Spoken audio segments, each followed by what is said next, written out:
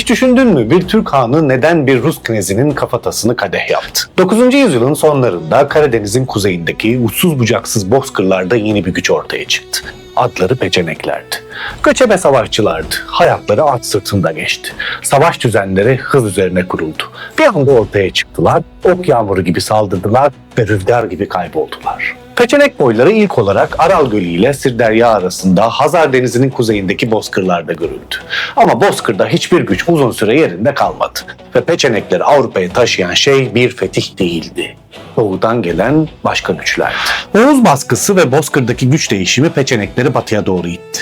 10. yüzyıla gelindiğinde Peçenek süvarileri Karadeniz'in kuzey bozkırlarının hakimi oldu.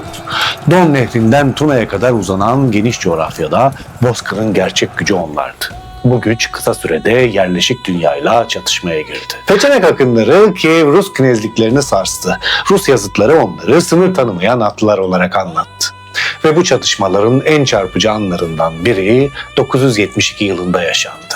Kiev knezi Sviatoslav Balkan seferinden dönerken Dnieper kıyılarında Peçenekler tarafından pusuya düşürüldü. Savaş kısa sürdü. Knez öldürüldü. Rivayete göre Peçenek hanı Kurya, Sviatoslav'ın kafatasını altında kaplattı ve onu bir kadeh olarak kullandı. Bozkır geleneğinde bu en büyük düşman üzerindeki mutlak zaferin işaretiydi.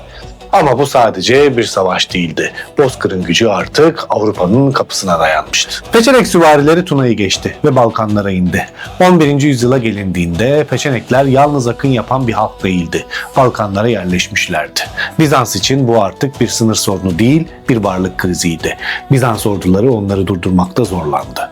Peçenek akınları Trakya'ya kadar ulaştı. Sonunda o büyük savaş yaşandı. 1091 yılında Bizans İmparatoru 1. Alexios Komnenos Peçenekleri durdurmak için başka bir bozkır gücüyle ittifak kurdu. Yani Kumanlarla. Lovinyon Savaşı'nda Bizans ve Kuman orduları Peçenekleri ağır bir yenilgiye uğrattı. Bozkır'ın en çok korkulan halklarından birinin tarih sahnesinden çekilmeye başladığı kırılma anıydı. Ama Peçenekler tamamen kaybolmadı. Bir kısmı Bizans topraklarına yerleşti. Bir kısmı Macaristan'a gitti. Bazıları ise başka Türk boylarının içinde eridi. Bizans İmparatorluğu Peçeneklerin bir bölümünü ordu hizmetinde paralı asker olarak kullandı. Hatta bazı küçük gruplar Anadolu'ya kadar ulaştı. Evet, Lovinyon Savaşı belki de Peçeneklerin sonu olmadı. Belki de onlar sadece başka halkların içinde eridi. Ama tarihin en ilginç ironilerinden biri şuydu. Bizans'ı en çok korkutan halk Peçeneklerdi. Ama onları yok eden yine bir Türk boyu oldu. Bir sonraki videoda Hazarlar olacak. Kaçırmamak için kanala abone olmayı sakın unutma.